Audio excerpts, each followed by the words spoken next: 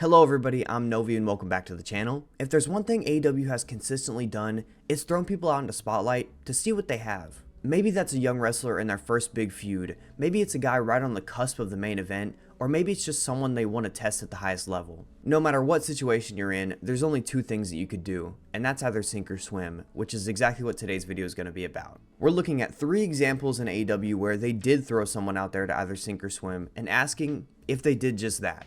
Before we kick things off, I want to give a very big thank you to everyone who supported my last video.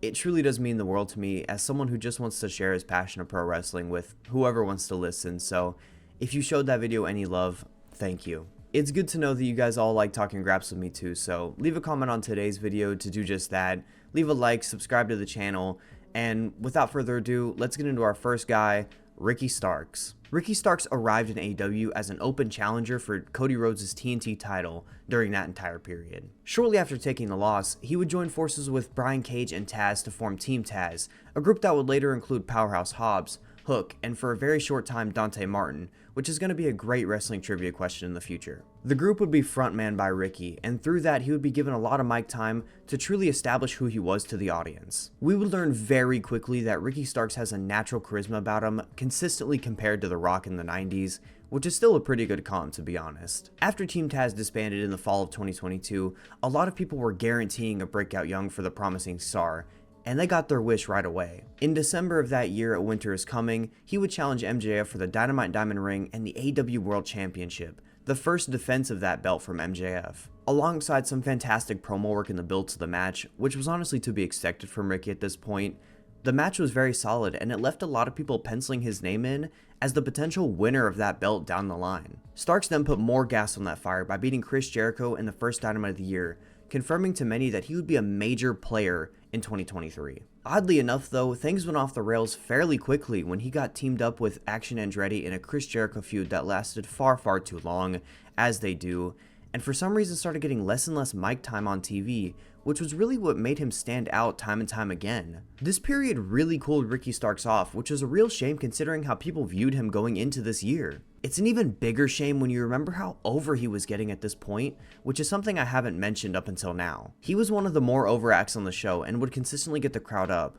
but meandering in a heatless Jericho feud and then consistently losing on TV for weeks at a time really ruined his momentum, leading to a pretty brutal summer for Starks. Then AEW Collision launched, and Ricky Starks was promoted as one of the top faces of Saturday nights. From that first ever Saturday Night Collision, he was a main character on the show, and it's why I pin this as the start of the true sink or swim period for Ricky. He was thrown in there with the likes of FTR, Bullet Club Gold, CM Punk, he won the Owen Cup tournament, and best of all, was finally given a live mic again to do his thing.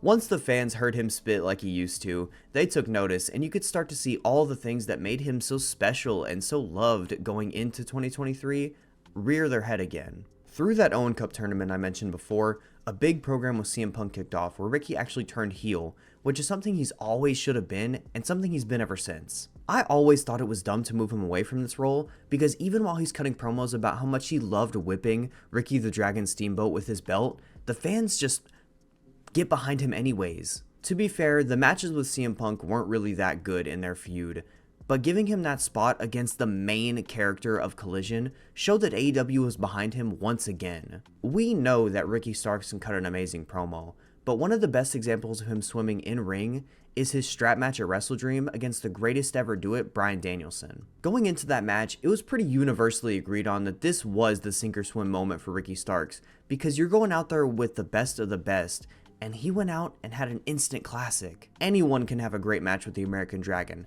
Hell, I could probably have a great match with the American Dragon, but not many people can have that level of match with the American Dragon. Up until that point, Ricky Starks has always had good matches, but never ones that transcended anything more than that.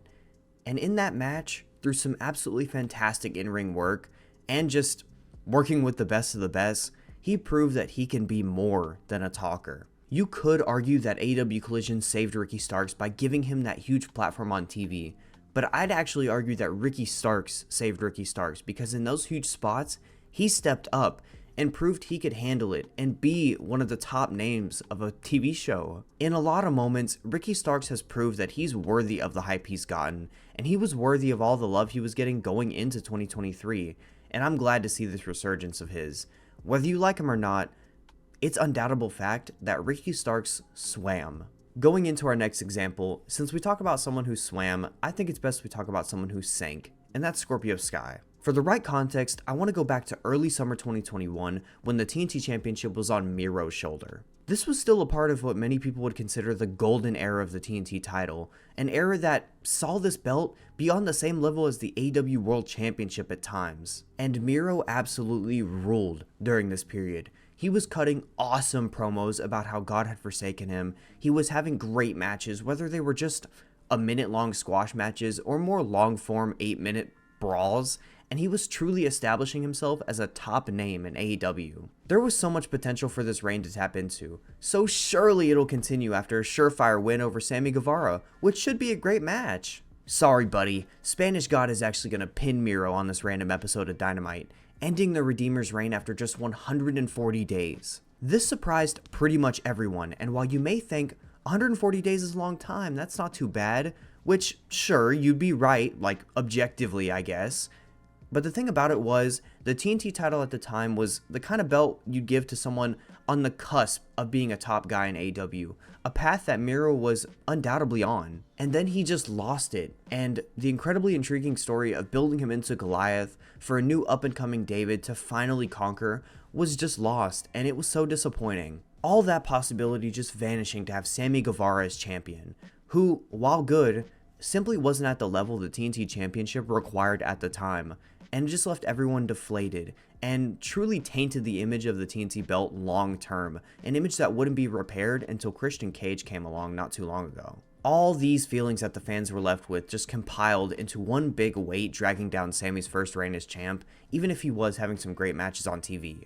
All anyone could think about was what Miro could be doing with the belt, and it didn't really do anything but hurt both guys. It even hurt the TNT Championship because while this was a surprising change, the belt quickly became a hot potato belt for over a year, shredding any prestige that the fans had left in it. During that year, the man that this whole portion of the video is about, Scorpio Sky, won the title twice. And both of the reigns were pretty dreadful because the matches weren't good, the promos were absolutely lifeless, and just as a little shitty cherry on top, he was paired with the worst act in AEW history, in my opinion, American Top Team. Dan Lambert and his group of UFC fighters who just didn't want to be there would be involved in some of the most awful, misogynistic, and tiring stories you'd ever have the displeasure of sitting through, which since they're paired with Scorpio, made all the TNT title segments exactly that. That's an entire video on its own, but ultimately I think you could use that entire mess as a real excuse for why Scorpio's run with singles gold didn't work out,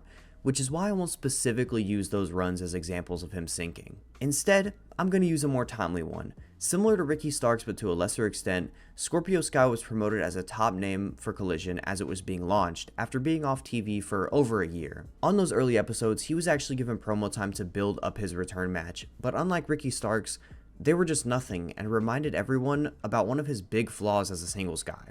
For weeks, the early AEW Collision rehab machine was working overtime to try to get the fans to react to his stuff, to no avail, and eventually he would just have to try to make it work in his return match against Action Andretti. Action Andretti's second mention of the video. It's funny how things like that work out, but this part is about sinking, so as you'd expect, the match didn't go well because it was just heatless and lacked any sense of heart. Keep in mind, this return match was over a year in the making, and even then, Scorpio still managed to look completely uninspired out there. The main takeaway from this match was actually that his biggest flaw was exposed.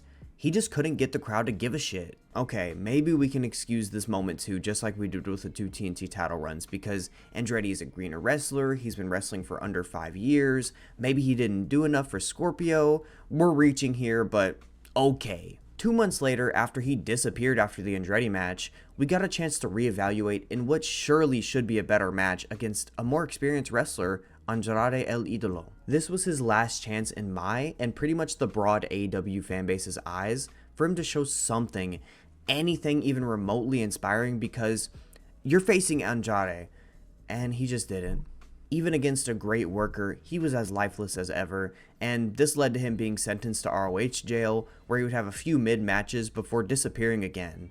When it comes down to it, he was given plenty of chances, plenty of pushes, to just show something positive on his own outside of the tag team stuff, and every time he just flopped. His story is a messy one, and there are for sure things you can use to excuse some of his worst moments, but what it really boils down to is that Scorpio Sky as a singles guy just sank every time. The last person we're going to talk about in this video, Julia Hart is still a very young wrestler at 21 years old with a little under 4 years of in-ring experience and 54 AEW matches under her belt, with only 10 of those being over 5 minutes long. For a lot of that stretch, she wrestled under a cheerleader gimmick alongside the Varsity Blondes, a classic in pop culture, but one that was never really going to get her truly over in a broader sense. And while that remained true, one thing that really jumped off the screen was her athletic ability. Even though those matches were very short, she was clearly more agile and a lot more dynamic than a lot of other women's wrestlers her age, and a lot of women's wrestlers with her experience, which left a lot of people really excited for her potential future. So when she joined the House of Black as the Lady in Black, it left pretty much everybody really intrigued. Through this, I think she added a much needed layer to the house, and during a lot of those early matches, I thought she looked a lot better in the ring, working a more vicious style. All of this change led to her finally facing Chris Statlander for the TBS title at WrestleDream in the only women's match on that card. I can't really undersell this enough. This was a big risk for AEW given Julia's lack of experience in the ring, but in that match, you couldn't tell that she's only been wrestling for nearly 5 years. What you truly walked away from that match thinking was 1, Chris Statlander fucking rules, and 2, Julia Hart looked like she belonged in a top pay-per-view title match. It's pretty wild given her limited matches and just where a lot of other wrestlers her age are at, but it's a testament to the work that she's put in. She's clearly gotten better in ring. She has taken this gimmick and become one of the coolest characters in all of AEW. She's one of the most over women on the roster.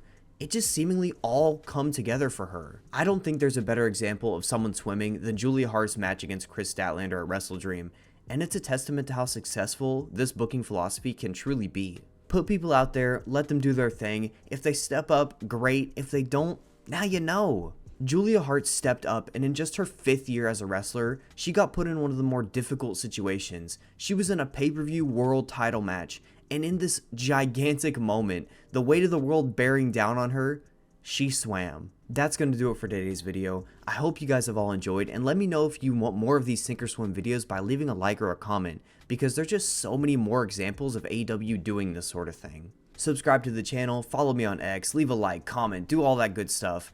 Thank you guys so much for the love on the last video again. Thank you all for watching this video, and much love to you all. Peace.